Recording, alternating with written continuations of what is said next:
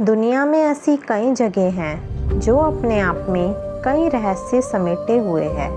उन्हीं जगहों में से एक है मिस्र और वहाँ के पिरामिड। मिस्र के पिरामिड दुनिया के 7 अजूबों में सबसे ऊपर आते हैं।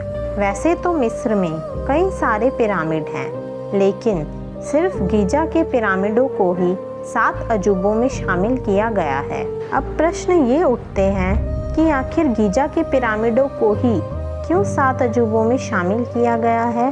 कहते हैं कि गीजा के पिरामिड की ऊंचाई करीब 450 फीट है।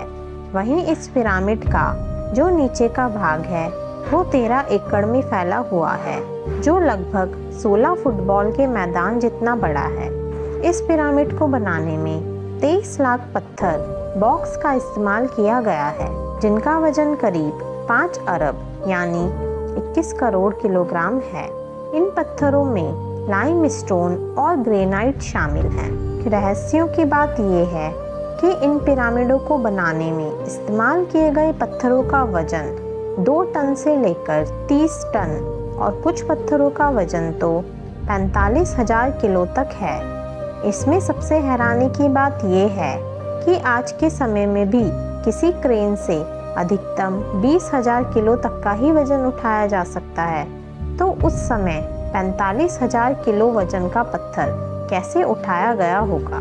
गीजा के ग्रेट पिरामिड में कुल कितने तहखाने हैं, इस बारे में कोई नहीं जानता, लेकिन अभी तक के शोध के मुताबिक इसमें 3 तहखाने मिले हैं। आधार तहखाना, राजा का तहखाना और रानी का तहखाना। लेकिन हैरान करने वाली बात यह है कि राजा के तहखाने में ना तो राजा की मम्मी मिली है और ना ही रानी के तहखाने में रानी की मम्मी मिली है, जबकि इस पिरामिड को राजा और रानी के शव के संरक्षण के लिए ही बनाया गया था।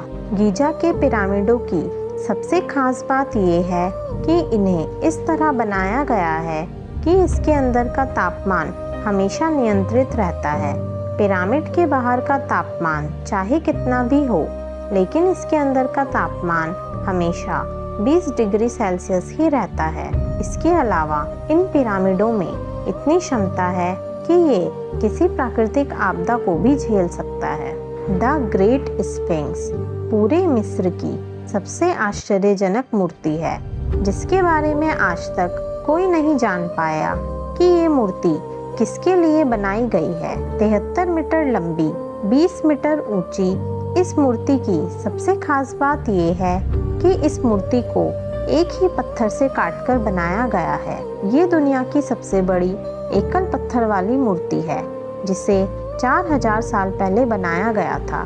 हैरानी की बात तो ये है कि आज के आधुनिक युग में इतनी बड़ी बड़ी मशीनें और तकनीकी होने के बावजूद भी हम लोग इस तरह के पिरामिड और मूर्ति को नहीं बना सकते। तो पहले के लोगों ने इन पिरामिडों को कैसे बनाया होगा? क्या इन पिरामिडों को किसी पारलौकिक शक्ति ने बनाया, या इन पिरामिडों को एलियंस ने बनाया होगा? ये बात आज तक एक रहस्य ही बनी हुई है, और भी ऐसे कई सारे रहस्य हैं जिनके बारे में अभी जानना बाकी है।